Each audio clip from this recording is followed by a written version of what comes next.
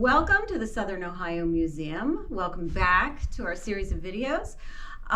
We need to thank the Ohio Arts Council and the Scioto Foundation for making these possible to bring you our collection during our closed down times. Today we're going to focus on some of the works of African American artists that we have in the permanent collection. When we look at permanent collection objects, we like to look at them in three different ways. Certainly one is the artist. The second is the subject matter. The third way we look at the artworks is a word that we call provenance. And provenance is the history of the artwork traveling through time from the time it left the maker's hands until the time it gets to the museum walls in which you get to see it. And some of these are very direct that we'll see examples of. It goes directly from the artist to the museum, and in others it takes a very long path. So we will talk about the path and how these works got to be here as we talk about permanent collection objects. I'm going to start today with this print by Romare Beardon. Romare Beardon was born in North Carolina in 1911. At the time of his death in 1988, he was considered one of the eminent, most creative, most original 20th century artists. This print reflects the African American community, which was one of his favorite subject matters. Romare Beardon did fight on the front lines in World War II. And during this time, I think it was a very, very difficult time, and he came home and wanted to express the humanity that he felt was lacking on those front lines. This piece is very special to the museum. In 1978, this Security Central Bank was building a new bank, and bank president Harry Keener, a gentleman by the name of Harry Keener, who started as a clerk in the Security Central Bank and worked his way up to president. He held every position there was to hold in the bank, and he was very, very passionate and did not want to see the building get torn down.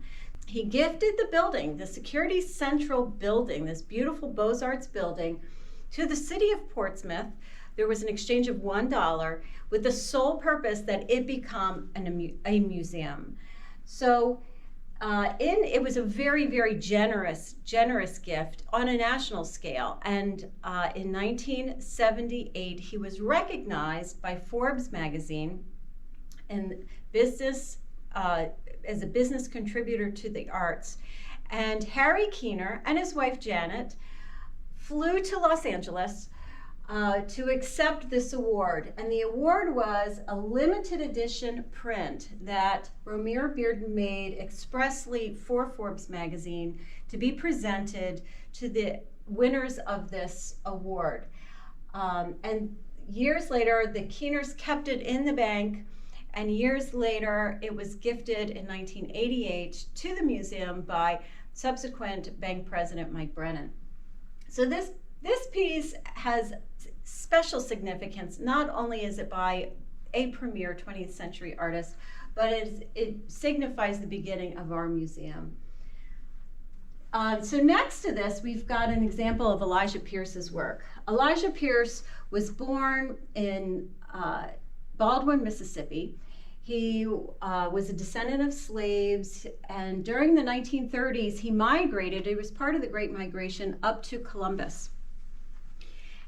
He was a barber. He was trained as a barber, and he opened up his barber shop and became a force in the African American community in Columbus.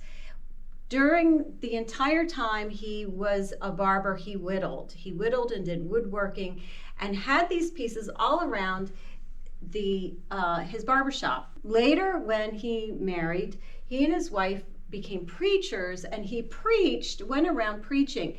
And he started carving scenes that he would use in his preaching. And this one, they did not know they were free, was done in 1977. It's a later work. And here you can see the preaching and the healing that goes on that's very characteristic of his work.